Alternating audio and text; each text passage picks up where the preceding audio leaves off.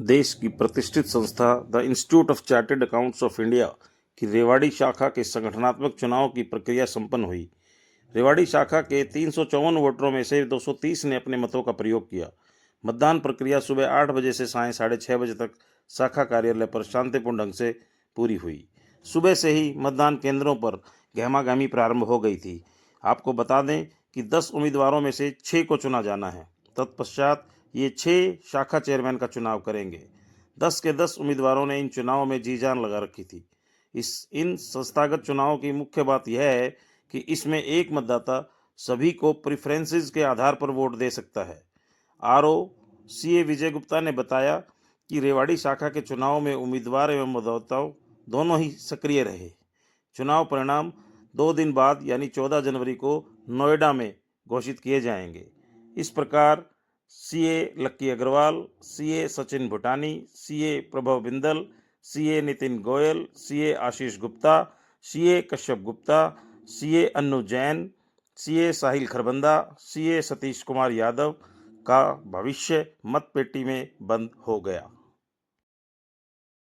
हमारे साथ है सीए विजय गुप्ता जी, जो एक्स ऑफिशियल चेयरमैन है रेवाड़ी एनआईआरसी ऑफ आईएसीआई ब्रांच के। आज ये यहाँ जो चुनाव था उसके रिटर्निंग अधिकारी थे। मैं जानना चाहूंगा विजय जी, क्या कहेंगे आज के चुनाव के बारे में, कैसा चुनाव रहा? सबसे पहली बात तो ब्रांच के मेंबर्स इतने ज्यादा एक्टिव हैं। अब तक की जितनी भी ब्रांच हैं एनआईआरसी के अंदर, उसमें सबसे ज्यादा अच्छा परसेंटेज रेवाड़ी ब्रांच का रहा जी। अभी रिसेंटली रीजनल काउंसिल और सेंट्रल काउंसिल के इलेक्शन हुए थे, उसमें भी सारी ब्रांचों के वोट पड़ते हैं, लेकिन उस समय भी इतने वोट नहीं पड़े जितने वोट आज पड़े हैं जी। तो इससे पता लग रहा है कि मेंबर्स काफी एक्टिव हैं, कैंडिडेट्स एक्टिव हैं। तो उसके चलते ब्रांच की स्थिति में जाहिर सी बात है सुधार होगा जब मेंबर्स ही एक्टिव हैं। जो प्रोग्राम्स में मेंबर्स कम आते हैं, इस रुझान को देखते हुए लग रहा है कि आने वाले प्रोग्राम्स के अंदर मेंबर्स की रुचि भी ज्यादा अच्छे तरीके से रहेगी। चुनाव शांतिपूर्ण रहा? चुनाव पूरी तरह शांतिपूर्ण था। कोई फर्जी वोटिंग जी? कोई फर्जी वोटिंग नहीं। आपको कैसा लगता है कि यहाँ की जो ब्रांच के जो सीए साथी हैं वो इस चुनाव को देखते हुए आगे, जो यहाँ पर सर भवन नहीं है, आज आपने जो जहाँ चुनाव की करवाया है संपन्न ब्रांच का, तो यहाँ रेवाड़ी सीए सेल का भवन नहीं है, तो आप सेंट्रल काउंसिल से आते हैं, तो ये अपना भवन कैसे बने इनका, इस बारे में क्या कहेंगे आप? भवन के ऊपर जो डिसीजन है वो मेन काउंसिल का डिसीजन होता है।